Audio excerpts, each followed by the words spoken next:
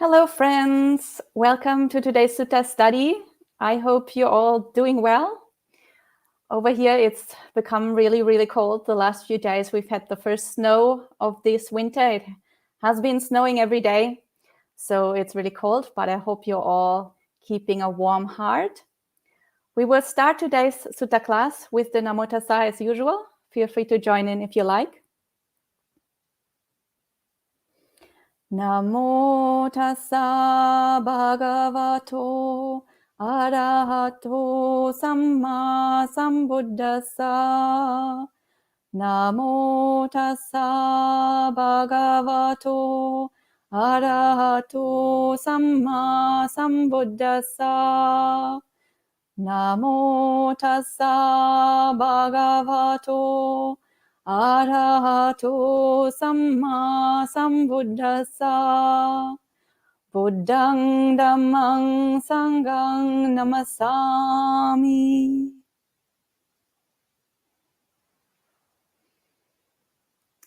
So, welcome to this morning's Sutta class.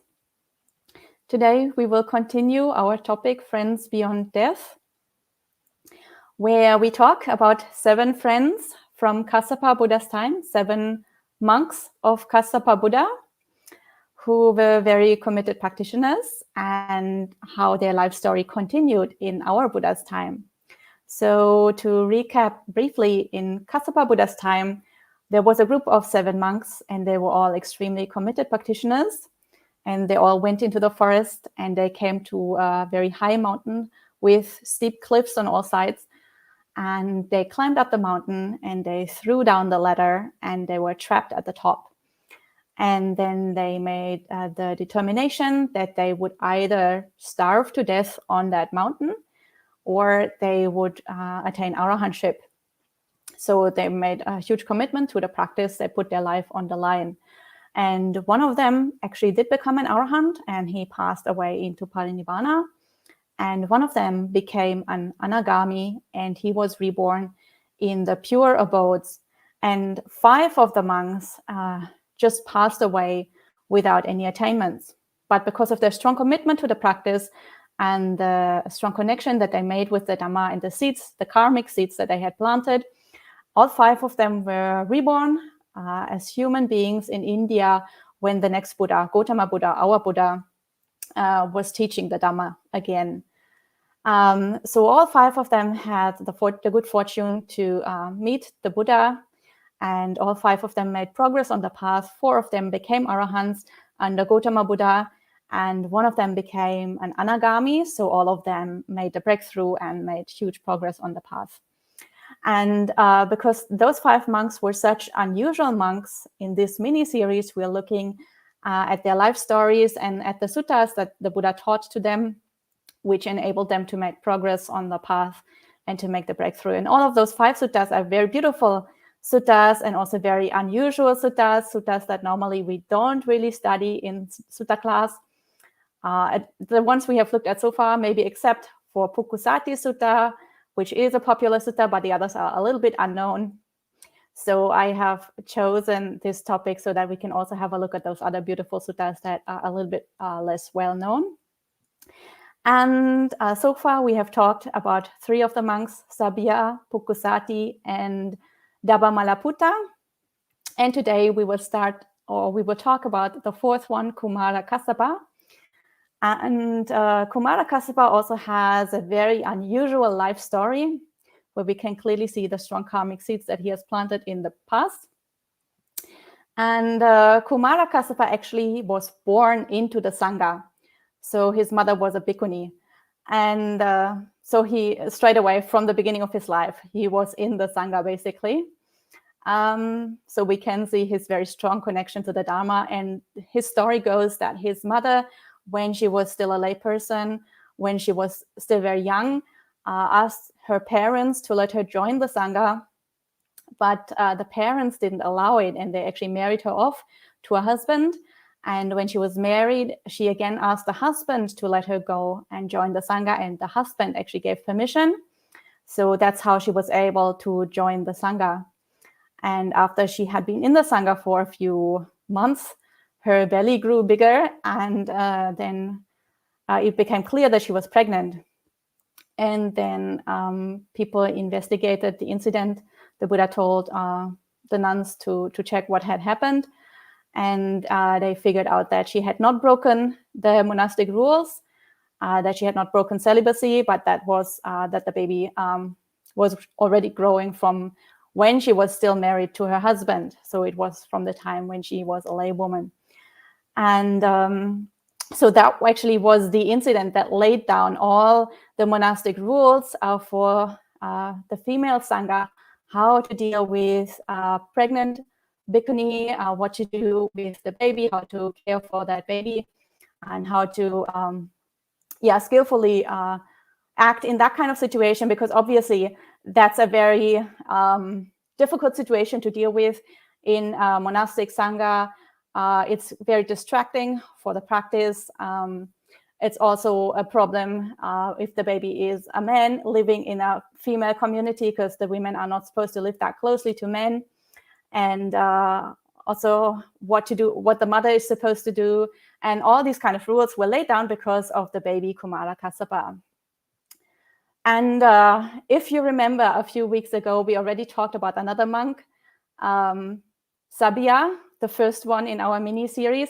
And he had a very similar story. He was also born into a renunciate movement because his mother was a female renunciant. But his story was entirely different. And the mother wasn't Buddhist. The mother was a non-Buddhist renunciant. She was with another Buddhist, another spiritual movement that wasn't Buddhist. And if you remember that story, the mother was actually gang raped by her teacher and by the monks in that group.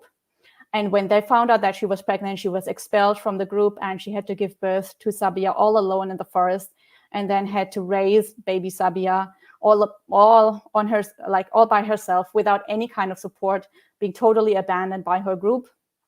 So their life stories were entirely different, and the experiences that they made were entirely different.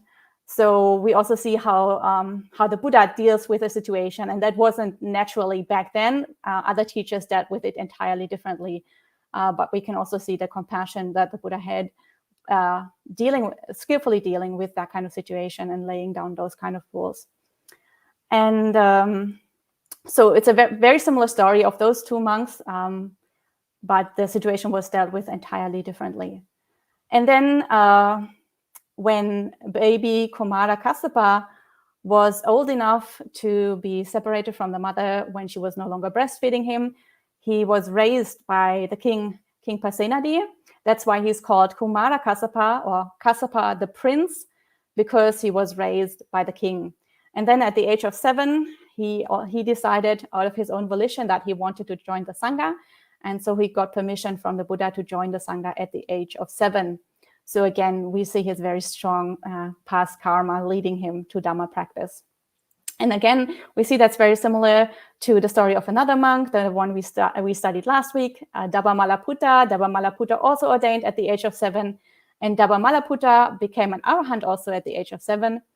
But Kumara Kassapa, who we're talking about today, he took a little bit longer to make progress and become an arahant, but eventually he also did that.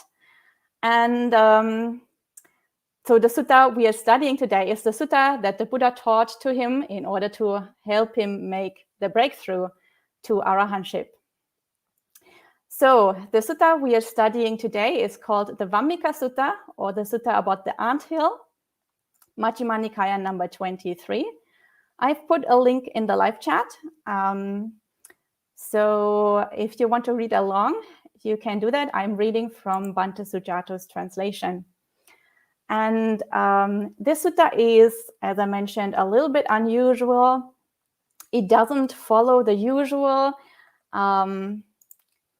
structure of the teachings, like it doesn't follow the usual order of the gradual training. It uses also very unusual similes and metaphors.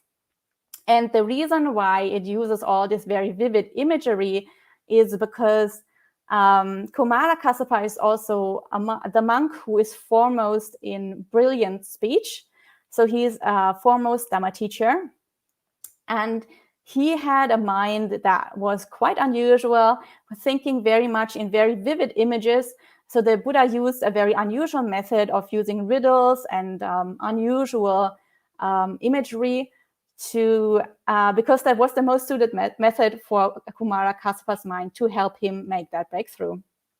And there is another sutta in the Digha Nikaya called the Payasi Sutta, where Kumara Kassapa is already an arahant and is teaching a non-Buddhist leader called Payasi. That's why the sutta is named Payasi Sutta. And Payasi is a skeptic and very difficult to teach. And Kumara Kassapa comes up with a lot of very unusual examples and very unusual metaphors to eventually sort of convince Payasi. And so we again can see his very unusual mind at work. And that's why this sutta also is so unusual. And the sutta also has 4 parallels in the Chinese canon. So from time to time, I will probably refer to them a little bit to compare. Because as the sutta is unusual, it's very interesting to have a look at different versions also. So I think we can start reading and see what this sutta is about. And the sutta begins. So I have heard, at one time, the Buddha was staying near Savatthi in Jeta's Grove, Anathapindika's monastery. Now, at that time, Venerable Kassapa, the prince, so Kumara Kassapa, was staying in the dark forest. Then, late at night, a glorious deity, lighting up the entire dark forest, went up to Kassapa the prince, stood to one side, and said. So here we have a story that is very, very similar to the one we read about Sabia, the other monk, one of the other 5 monks. And in both cases, there was a deity who came to them and helped them and tried to guide them towards the Buddha. And it is said in the commentary that this deity is that anagami friend from the time of Kassapa Buddha. So if you remember, in the time of Kassapa Buddha, there were 7 monks. One of them became an anagami and was reborn in the pure abodes. And he did not forget about the other 5 friends who were still trapped in samsara. And so when a new Buddha arose, he did everything in his power to come back and to help them and guide them towards the Dhamma and towards the Buddha. So he did that for Sabya. He again did that here for Kumara Kassapa, and we will see him again next week when we talk about Bahya, where he's also helping to guide him to the Buddha. So that anagami friend from a long time ago didn't abandon his other companions, and here he's making an appearance again, helping and guiding Kumara Kassapa. So that anagami friend now says, monk, monk, this anthill fumes by night and flames by day. The Brahmin said, take up the sword and dig, O sage. Taking up the sword and digging, the sage saw a bar, sir. The Brahmin said, throw out the bar. Take up the sword and dig, O sage. So I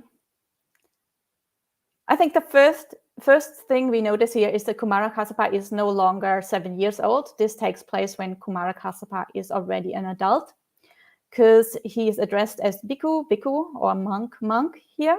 The Pali word here is bhikkhu. So you can only become a bhikkhu when you're 20 years old as a man. For women, it's different.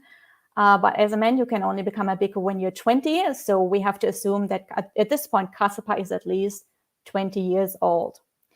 And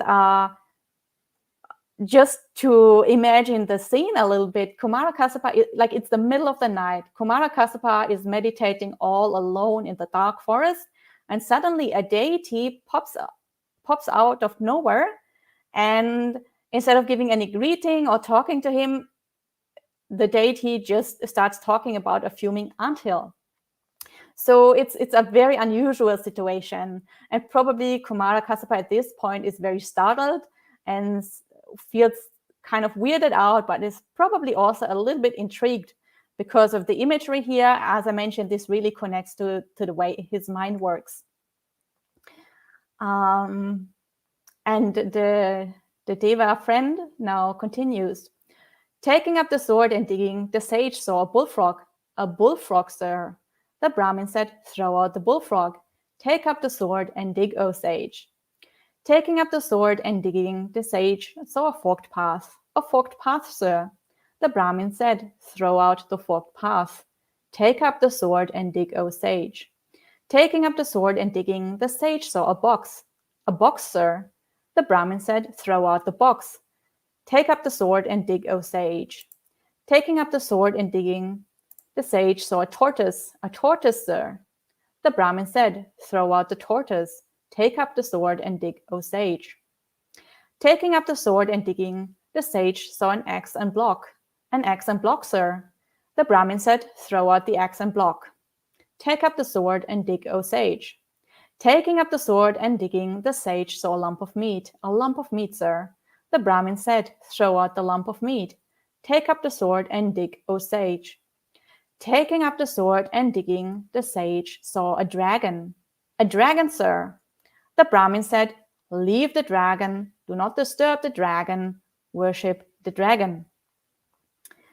So this riddle that the deity is speaking here is the metaphor or the series of similes that are the main Dhamma teaching in this discourse. So we can already see this is very unusual. These are not similes that are used anywhere else. This is really a very special teaching given to Kumara Kassapa. And probably Kumara Kassapa at this point doesn't really understand what's going on. He doesn't really understand the teaching, but he must be very intrigued at this point.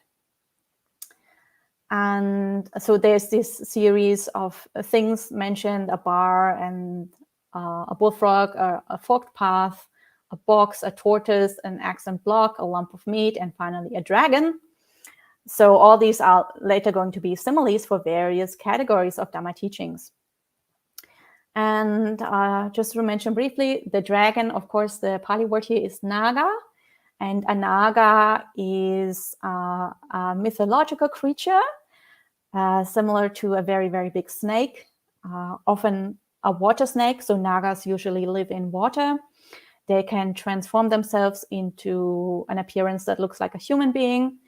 And naga is also used in another sense for any kind of really outstanding large being. So a naga is also used for a big bull elephant, and naga is also used as an expression for an arahant, because that's the most outstanding kind of human being.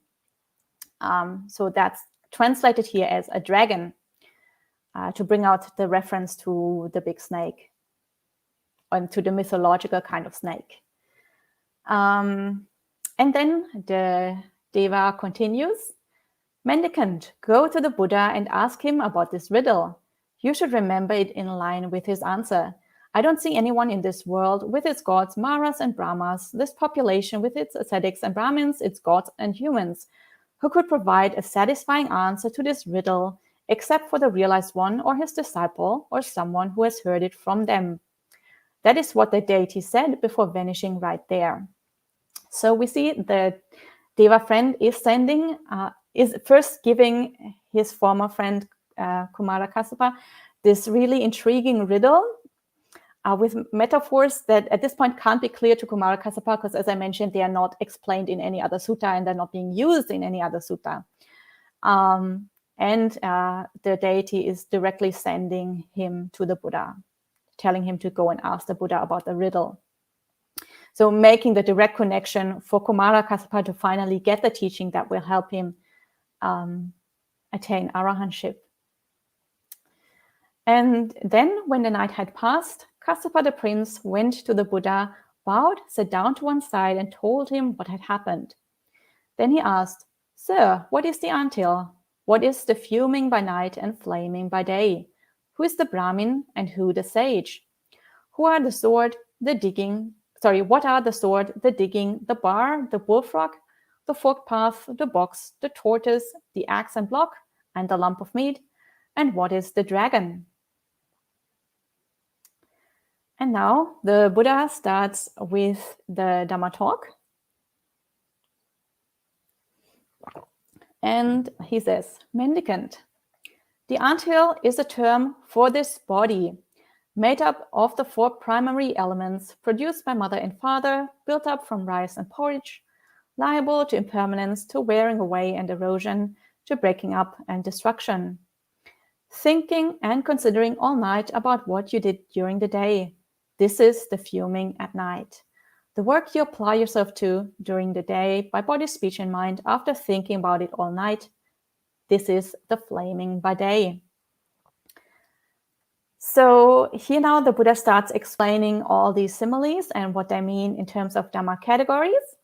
And the first one is the anthill, and the anthill refers to the human body. And the body obviously is made up of the 4 primary elements, earth, water, fire, and air, which correspond to solid matter, liquid matter, matter in the form of gas, and the energy that is necessary to transform matter from one state to the other.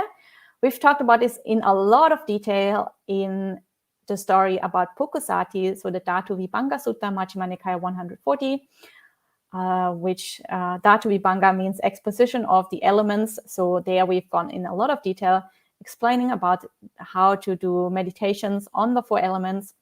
If you don't remember, you can go back to the recording. So, but here, again, those 4 elements show up because they refer to matter, and the body is obviously a material object. And produced by mother and father is self-explanatory, I think. Built up from rice and porridge just means that we need food to sustain the body. Without food, the body will die and cannot grow. And of course, the body is liable to impermanence, to breaking up and destruction. So a body has to grow old and die. This is the inherent nature of a material object or of anything in samsara. Actually, whether material or immaterial, anything in samsara is impermanent and will eventually be destroyed. And then the Buddha says, thinking all night, that is the fuming at night, and then working during the day, applying what we thought up, all the plans we made, that is the flaming by day. So I think these similes, although they are very unusual, they only occur in this sutta. I think they're very, very apt similes. At night, when you turn around in your sheets, you can't sleep. You keep on worrying about the future, or thinking about the past, or daydreaming. It's like your mind is full of fog and fumes, and it isn't clear. And then we rush around all day and try to apply all the plans that we made and put them into practice. So all the energy we expend for that is the flaming by day, this kind of mindless rushing and running around. So it's really like an anthill. When we use our body in this way, it's really like an anthill. When we look at an anthill, there are like thousands and thousands of little ants all running in all kinds of directions. And it seems like a big chaos. And that's, I think, very apt to the way how we use our body. First of all, there are all the chemical processes going on all over our body. It's in every cell of our body, things are constantly being produced and being destroyed. And also all the thoughts that are constantly running around in our mind is very similar to the ants going in all directions. So I think this explanation is really a very nice simile. And as I mentioned, this sutta has 4 Chinese parallels. And in those parallels, the explanations of the anthill and the fuming at night and flaming by day are very similar to the Pali version. So all the parallels agree on this section of the discourse. And then the Buddha continues and says, Brahmin is a term for the realized one, the perfected one, the fully awakened Buddha. Sage is a term for the trainee mendicant. So in the riddle, we always have the Brahmin telling the sage to keep on digging and to keep on practicing. So of course, Brahmin here needs to be a term for the Buddha, because the Buddha is encouraging the Sangha to keep on practicing. And he is the one who's teaching the way. So that's kind of, I think, fairly self-explanatory. And then sage, the one who's actually doing the digging, so the one who is digging in the mind and taking out all the defilements that are buried in the mind. That's obviously somebody who is training for arahantship. So that's someone practicing on the Buddhist path.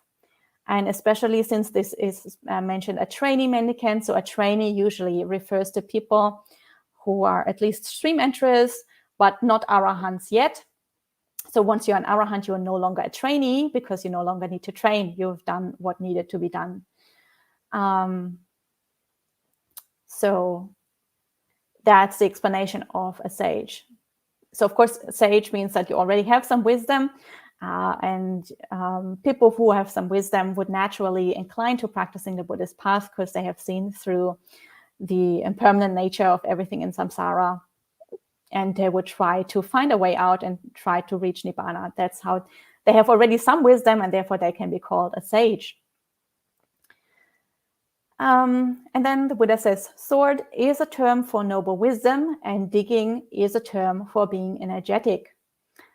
So basically what the Buddha is telling his disciples here is that we dig in our mind with the wisdom, and we use the wisdom to keep on digging and digging, and we dig up all the defilements one by one and discard them, and eventually we will have discarded all the defilements, and then we will become an arahant.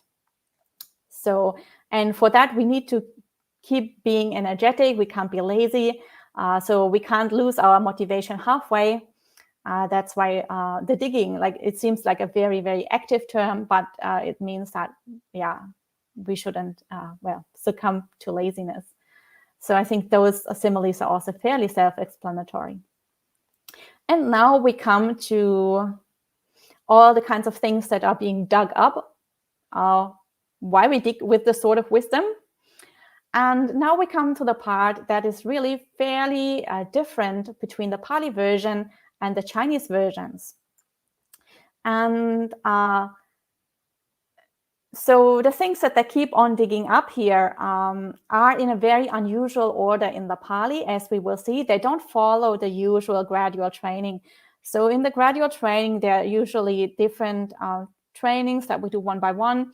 And then there are the 10 fetters that we abandon one by one. At stream entry, we abandon 3. And then at non-return, we abandon another 2.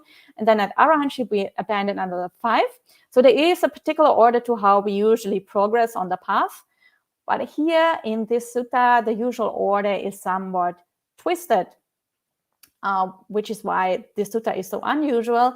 And to some extent, we can say that's because Kumara Kassapa's mind was so unusual, so he needed a special approach. And to some extent, we can see that between the Pali version and the Chinese versions, the order is somewhat different. So there might also be some corruptions in the text, which explain why the order is so unusual. But let's continue reading and see what comes up. So the Buddha says, a bar is a term for ignorance. Throw out the bar means give up ignorance. Take up the sword and dig. Take up the sword, sage, and dig. So the first thing that the sage is digging up is that bar. So that means ignorance. And that is very unusual, because ignorance is a very, very deep-rooted defilement. And usually that is the last one we dig up, just before arahantship. That's one of the last fetters that we would get rid of. So having this here in the first place as the first thing to dig up is very unusual. We would usually dig up a lot of other defilements first. And in the Chinese versions, ignorance is also not mentioned here in the first place. It's either mentioned much later or it's not mentioned at all. So this might be a corruption in the Pali text to have ignorance here mentioned in the first place. Yeah, and as for the reason why is a bar a metaphor for ignorance, probably because it bars us from seeing reality as it actually is, or from going further on the path, or from really breaking through to arahantship. That's why maybe ignorance is compared to a bar here. And then the next simile is a bullfrog, and bullfrog is a term for anger and distress. Throw out the bullfrog means give up anger and distress. Take up the sword and dig, O sage. So I think bullfrog as a term for anger and distress, this is pretty clear. A bullfrog is a pretty big frog. Most people would find it somewhat appalling, not a very pleasant animal. And it's croaking very loudly, and the croaking is also somewhat an unpleasant sound. It can sound very angry. So it's kind of not difficult to understand why a bullfrog might be a metaphor for anger and distress. Frogs are also often appear to people somewhat ugly, and anger and distress can make your face quite ugly. So I think it's not difficult to understand why the Buddha picked this kind of simile. And of course, giving up anger and distress is something we need to do while we progress on the path. So that simile, I think, is quite easy to understand. And then the next one is the forked path. A forked path is a term for doubt. Throw out the forked path means give up doubt. Take up the sword and dig, O sage. So a forked path for doubt, I think, is also easy to understand. When there is a forked path, we don't know which way to go. There's a lot of doubt. We are insecure. We are unsure. We can very easily get lost when there is a forked path. So that's a very easy to understand simile, I think, as well. The order, again, is very strange. Usually doubt is one of the three fetters that we give up at stream entry. But the fetter of ill will that is connected to anger is a fetter we only give up at non-return. So why anger is mentioned here before doubt is a little bit unusual. I'm not sure. As I mentioned, it seems that maybe the order in the Pali version is a little bit messed up. Then the next simile is a box, and a box is a term for the 5 hindrances. That is the hindrances of sensual desire, ill will, dullness and drowsiness, restlessness and remorse and doubt. Throw out the box means give up the 5 hindrances. Take up the sword and dig, O sage. So now the sutta tells us to give up the 5 hindrances. The 5 hindrances, obviously, some of them have already been mentioned. So doubt is one of the 5 hindrances we've just talked about. Then anger it comes under the hindrance of ill will. So we've just talked about anger when we talked about the bullfrog. And then sensual desire, another hindrance is something we will talk about a few similes down. So here it seems this is a category that also comprises some of the other terms that are mentioned separately in other similes. So yeah, some of the things seem to be mentioned several times here. But of course, generally, we need to overcome the 5 hindrances when we make progress on the path. And the reason why the 5 hindrances are compared to a box, I think, is because when we are enmeshed in the 5 hindrances, we can't see clearly. It's like our mind is imprisoned. We don't have a wide overview on what's going on in our mind. We can't really see reality as it actually is. It's like our vision is really impaired, and we can't really see out of the box. We can't really see have a broad overview of what's going on. I think that's why a box, kind of being imprisoned in there, is a term for the 5 hindrances.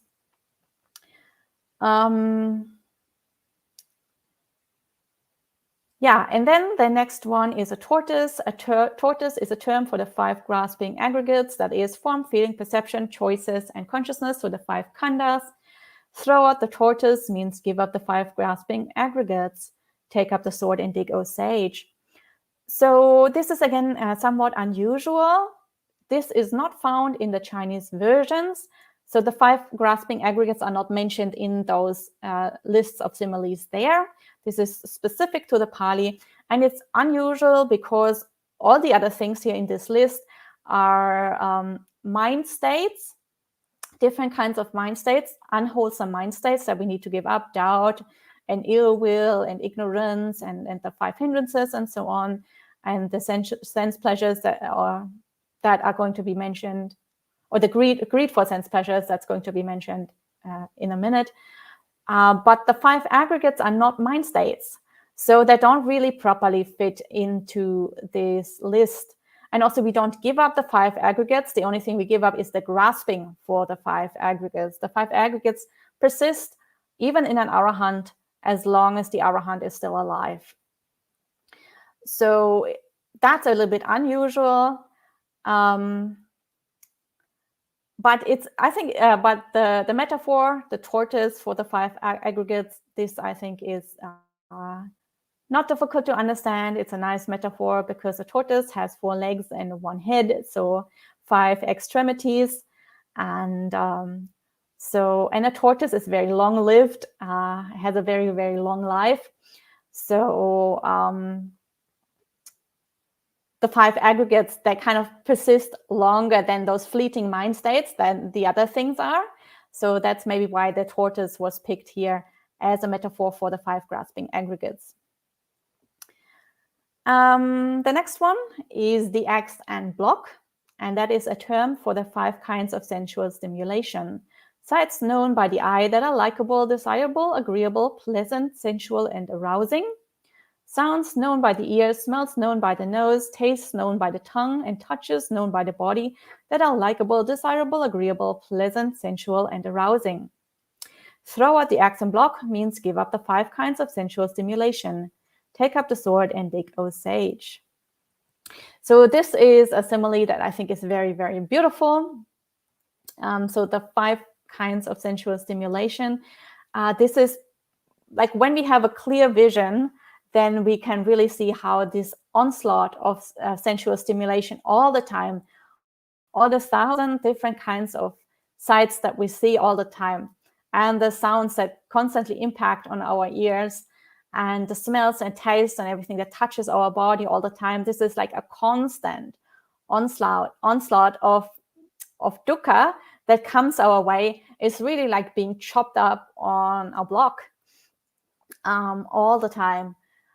So I think axe and block here is a very beautiful simile for sensual stimulation that really is trying to make us see clearly and understand that this is not something that's desirable. This is not something to be attached to. This is actually quite unpleasant. All this sensual stimulation that's drawing our mind to the outside world, that's drawing our mind to greed and to attachment, and that doesn't let us be at peace within ourselves. So I think being chopped up by an axe on a block is very, very powerful simile here. And then the next simile is the lump of meat. And a lump of meat is a term for greed and relishing. Throw out the lump of meat means give up greed and relishing. So again, here now we see greed is again one of the 5 hindrances. So the 5 hindrances have already been mentioned earlier. So this is again mentioned twice for some reason. But I think it's quite easy to understand why lump of meat is a term for greed. Back in the day, meat was very, very expensive. It was considered a very luxurious item. It was considered very pleasurable, very tasty. So that's why it's considered a superior food. Therefore, it can easily lead to greed. And therefore, this is a good simile for greed. Yeah, and then the final simile is the dragon or the naga. And dragon is a term for a mendicant who has ended the defilements. This is the meaning of leave the dragon, do not disturb the dragon, worship the dragon. So as I already mentioned, the word naga is not only used for the mythological snake, it can also be used for outstanding creatures, other kinds of animals or beings. So it can be used for a bull elephant, for example, or it can also be used for an arahant, and that's how it is used here. So a mendicant who has ended the defilements, obviously this is an arahant. And obviously, once we reach arahantship, we don't need to dig that up and throw it out. Obviously, once you reach arahantship, you can rest at peace. So you don't need to disturb the dragon, and you worship the dragon. So you treasure that state. While you haven't reached it, you can aspire to that. And once you're there, you can just rest at peace. And there's no more need for energetic striving. There's no more need for digging. And this is what the Buddha said, and satisfied, Venerable Kassapa the prince was happy with what the Buddha said. So this is the end of today's sutta. And as you can see, it's a very unusual sutta, has a lot of very vivid imagery that we don't find in any other sutta. And I think, as you can see, the path is presented in a very unusual way, and it's very different from the usual graduate training. And I think for most people, this kind of riddle wouldn't really have worked to make progress on the path. It's not structured enough, and all the categories aren't properly lined up in the usual order. So it's kind of difficult to understand how you should actually practice and how you should actually make progress. But because, as I mentioned, Kassapa the prince has this very unusual mind, and this mind really inclines to all these images, and this was kind of the quality that he was the foremost in. So this was his special kind of power. That's why this kind of very unusual sutta was exactly the right teaching for him. And some of the Chinese suttas say that when he heard just hearing the teaching already let him make the breakthrough to arahantship. Some other Chinese suttas and also the Pali commentaries say that he took the sutta to heart and he kept on practicing according to these instructions. And at some later point, he attained arahantship. But all sources agree that this sutta was in some way the cause for Venerable Kassapa's attainment of arahantship. So I hope you enjoyed this very unusual sutta. If you have any questions or comments, then you can type them in the live chat, and I will see if I can answer them.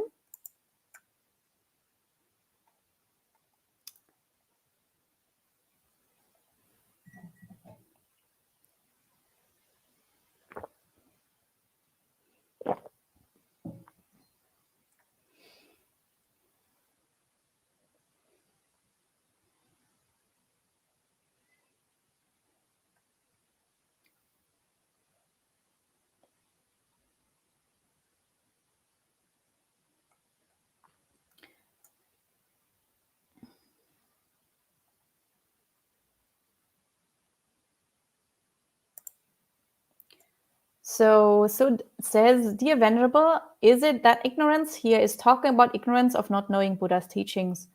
Wounded by suffering day and night, one seeks Dharma, gives up anger, fire, hindrances, and grasping. Yeah, maybe. I mean, ignorance obviously has different levels. So in the beginning, when we don't even have the Buddha's teaching, we are totally enmeshed in ignorance. And then wisdom slowly develops. And as we develop more and more wisdom, ignorance decreases more and more. But ignorance does persist until until just before arahantship. So even non-returners have some kind of delusion in their mind. So I think the ignorance here has different levels. And as I mentioned in some of the Chinese suttas, ignorance comes much later in this order. So they dig up other things first before they come to ignorance. And I think some of the parallels don't mention ignorance at all as something to be dug up. So I think the probably the most reasonable way to understand is that the order in the Pali was a little bit messed up. But certainly, I mean, there are different levels of ignorance. So one of the levels of ignorance certainly is also what you mentioned, not knowing the Buddha's teaching. And as we develop wisdom and come out of ignorance a little bit, then we start practicing Dhamma. And as we practice Dhamma, eventually we will give up anger and the 5 hindrances and grasping and so on. But even that, I mean, even that is at different levels. Anger is only finally given up at non-return. So that's even that is a very high stage.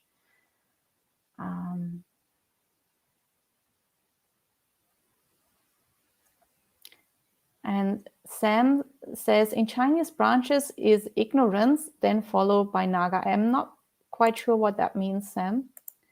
If you can clarify that, if that is a question, that would be helpful.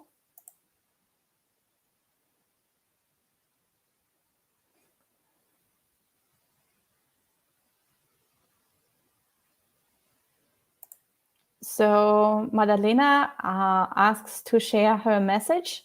So I'm sharing her message on the screen. Thank you very much, Venerable, for sharing these very interesting sutras. They're very inspiring and encouraging. Please share them here in the message.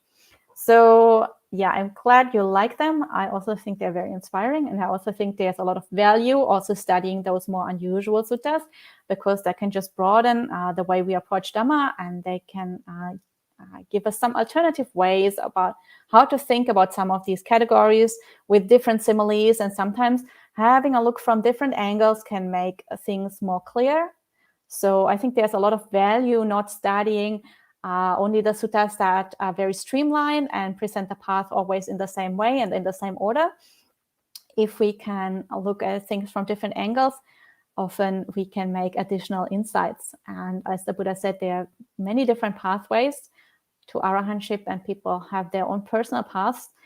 And sometimes if our mind is ready, then such kind of somewhat unusual teachings can help us understand something a little bit more deeply. And also, it's kind of boring always studying the same suttas in the same order. So I think it's also kind of nice to sometimes have a look at those more unusual ones. And then Buddha Ruchi says, if ignorance can be considered a belief in a self, in the permanence of things, and a rejection of dukkha as suffering, then I would think it would be the end one. Yeah, that's why ignorance is only given up at arahantship, because only at arahantship do we finally overcome the conceit I am. So at stream entry, we understand that personality, like we see that we give a personality view. So the Buddha has compared that to a cloth with a stain. So there is a stain in a cloth and we wash it and that stain comes out, but it's still, and the stain comes out at stream entry, but the cloth still smells kind of badly. And that lingering smell from the dirt on the cloth is only sort of dissipates over time. And once it has fully dissipated is at arahantship. And that's how at stream entry we understand there is no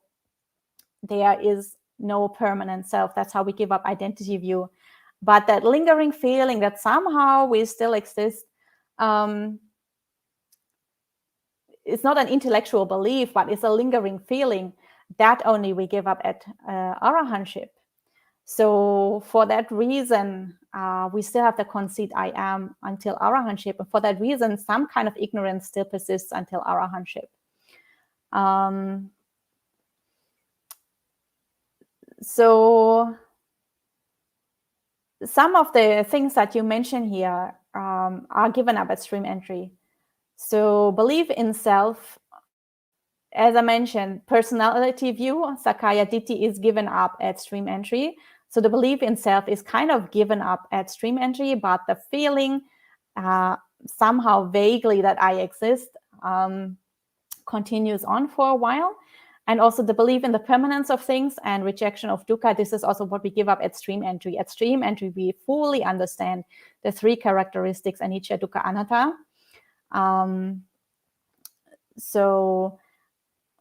But some kind of ignorance still persists until arahantship.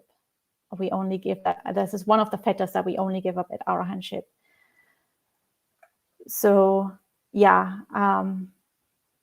from other teachings, from other suttas, we do know that ignorance continues on until arahantship.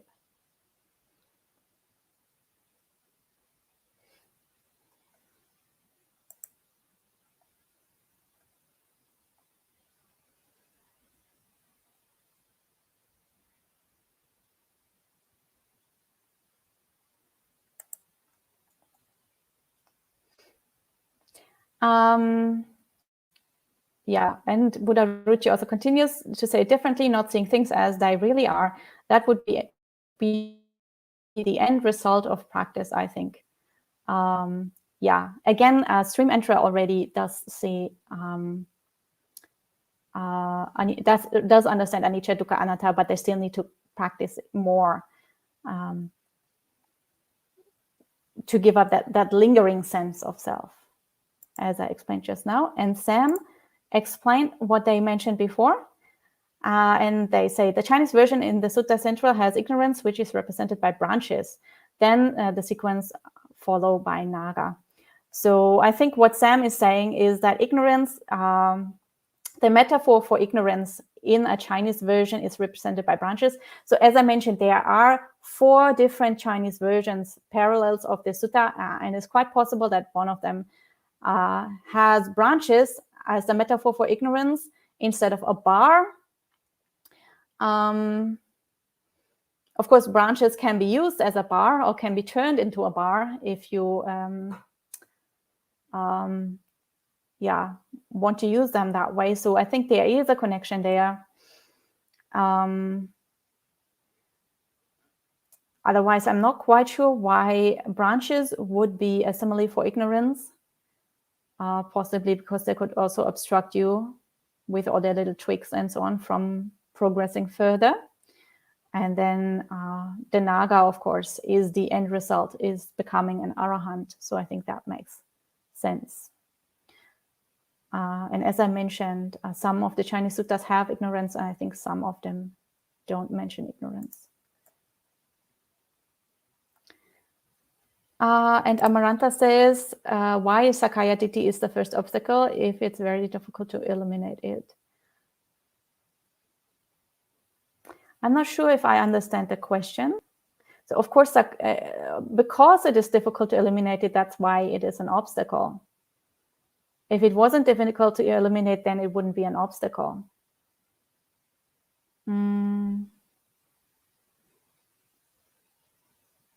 But if you haven't even gotten that far, then you can't make a breakthrough to stream entry. So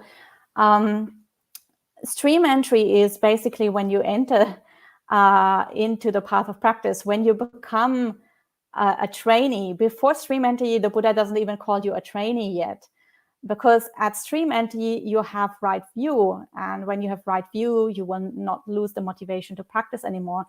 And in order to have right view, you need to properly understand the 3 characteristics, anicca, dukkha, and anatta. So impermanence, unsatisfactoriness or suffering, and non-self, or the impersonal nature of everything. So if you don't understanding Sakaya Ditti is very closely linked, understanding or giving up Sakaya Ditti is very closely linked to understanding non-self. So these are basically 2 sides of the same coin. If you understand non-self, then you give up identity view or personality view, Sakaya Ditti. And if you don't understand that, then you can't have the right view that you need for stream entry. So all of this is kind of linked together.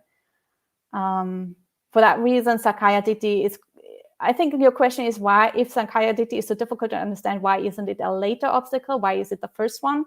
Because it is fundamental to acquiring right view, and without right view, you cannot be a trainee, you cannot be a stream enterer.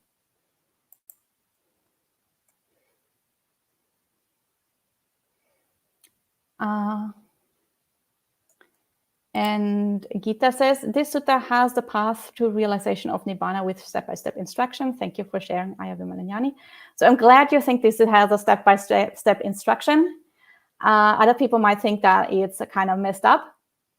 As I mentioned, it's not the usual order on the gradual path. It's a different order. But for some people might find this helpful because people have different minds, just as Kumara Kassapa obviously found this very helpful. So I think people who have very vivid imagery in their mind,